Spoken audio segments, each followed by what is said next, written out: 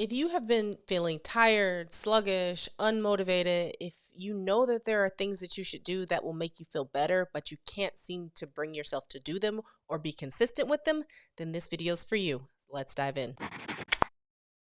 So, this is a really common pattern, and it's actually one of the reasons why I decided to branch out and do coaching on top of my naturopathic practice. It's very common to know something is off, to know you need to shift your habits, whether it be your diet or your exercise, but just when it comes down to doing it, something stops you. I have some patients that I see, once or twice a year. They come in, we do their lab work, we create a plan. They're like, yeah, they're all in. They're like, we're going to do it. Then they drop off the face of the earth. I don't see them for 6 months or till next year's annual labs, and they're in exactly the same spot or even worse than when I saw them last. And it's not that they don't want to do the things. It's not that, it's not that they're a bad person. It's just there's something in that intrinsic motivation or discipline that they're lacking. And this is where, for me as a coach, I get so much satisfaction because I'm actually able to weekly meet with clients and work through these issues. So instead of them disappearing for a year or 6 months, I get to get in their head and figure out, okay, how can we help you move forward? And I wanted to share with you some of the things that I've learned, some things that are effective and that have helped people get unstuck or get out of that rut, especially when they're lacking the motivation to do it on their own. The first thing really has to do with mindset. And it has to do with, what is your why? Like, why do you want to make these changes? Like, what is the thing that keeps you up at night? Is it a purpose that you want to bring into the world? Is it your family? Is it that you want to just feel good in your body and feel healthy and vital? What is it? So flush that out, figure that out, and really remember that, because that's going to get you through in those times where motivation is lacking. Motivation, I'll just be honest, is a fickle thing for most of us. It comes and goes like a muse. When you get inspired, there it is. And then when it's actually time to get up at 5 o'clock in the morning and go do that workout, she ain't nowhere to be found. But this is when you have a really strong why or a really strong reason that you can really dig into that and really hold on to that. And that will often help carry you through when, the motivation or even when the discipline just isn't really there yet. The second thing you need is a freaking plan. This is true for most people and not meant to be offensive. This is just what I've seen from working with people, is that you're generally not going to go from sitting around complaining about achy joints and your back pain and, never cooking anything to cooking every meal and to running a 5K. Like, you're out of your mind. It's not going to happen. Sorry. And again, for most people, I do have some people who somehow they just turn it around like that, but that's not the reality for most of us. So coming up with an actual plan is really crucial. And this is where it becomes really important to actually break it down into categories to, one, think about your end goal, and then work backwards to really start to get there. And to actually break it down into, I like to call them baby steps. I don't think that's offensive, but I think that there are chunks that you can actually do that are actually realistic, that when you achieve them or when you do them, you have a sense of accomplishment and they spur you forward and help give you some extrinsic motivation. Because a lot of times, you can think of the process as a flywheel. It takes a lot of energy to get it moving. But once you do, and once you are starting to feel a little bit better, you generally are able to then start to run with that progress. And so having a plan and having actual steps on what you're going to do, if you need to take supplements or herbs or vitamins, if you need to work on your nutrition, what exactly are you going to do?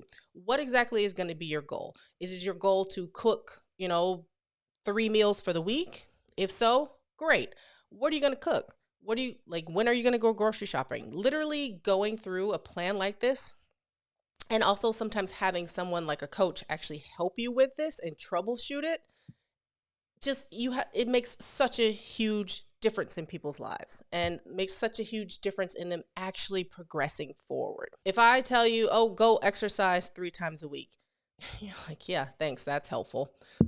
But if I tell you, okay, we're going to split this into an 20-minute upper body workout. Here are the 4 exercises you're going to do on Monday. Then on Wednesday, you're going to do lower body. And here are your 4 exercises. You're going to do 3 sets of each or whatever the actual plan is. Which one do you think you're far more likely to do? The one that actually has some freaking instruction, right? Of course.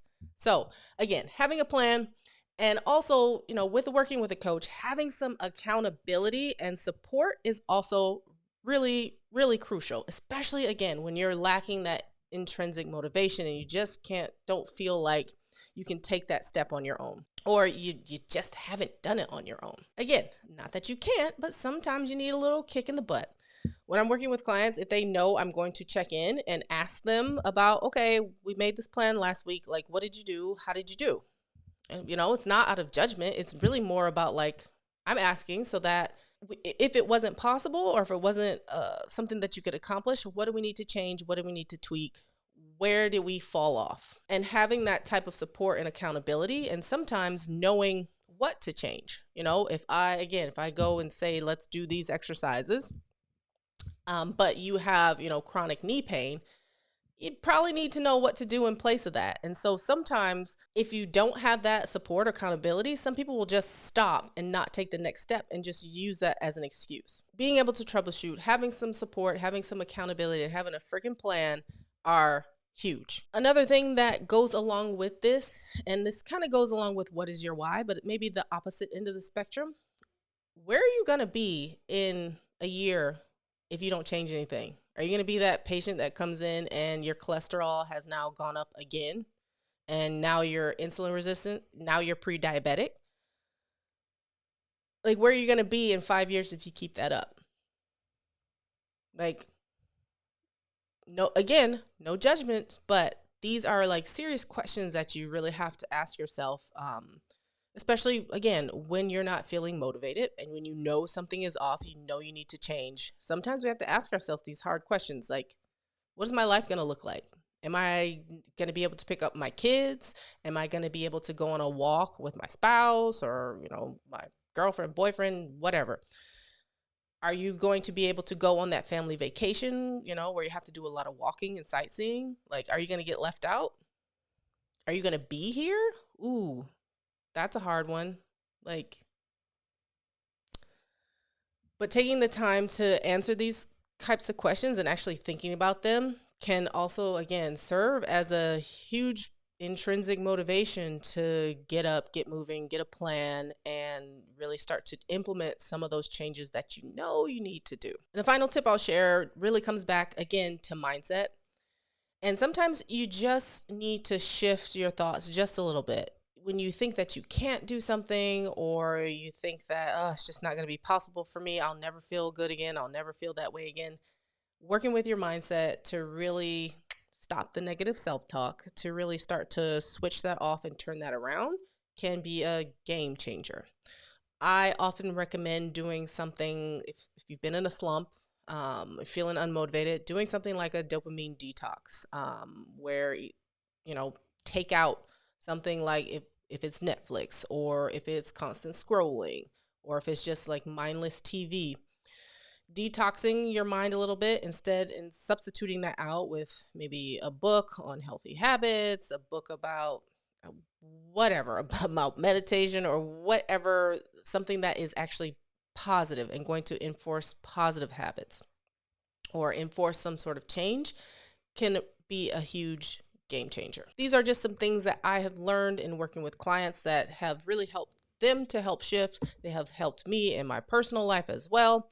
And if this feels like you, if you feel like I'm calling you out, if you feel like I'm talking to you, again, no judgments, but maybe you need some help. And if you do, if you'd like to work with me and learn how to do that, you can work with me generally inside of my coaching program, The Better Health Blueprint. This is where, we have weekly calls.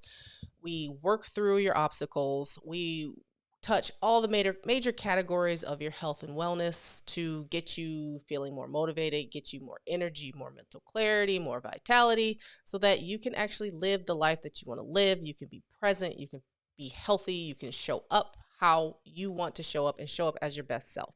So if you want to learn more about that, you can click down on the link below to learn about my coaching program. Again, the Better Health Blueprint. All right, I hope that this was helpful and that you've learned something. And please share your tips for how you get yourself out of a funk or how you get motivated down in the comments below. All right, otherwise, I'll see you in the next video. Bye.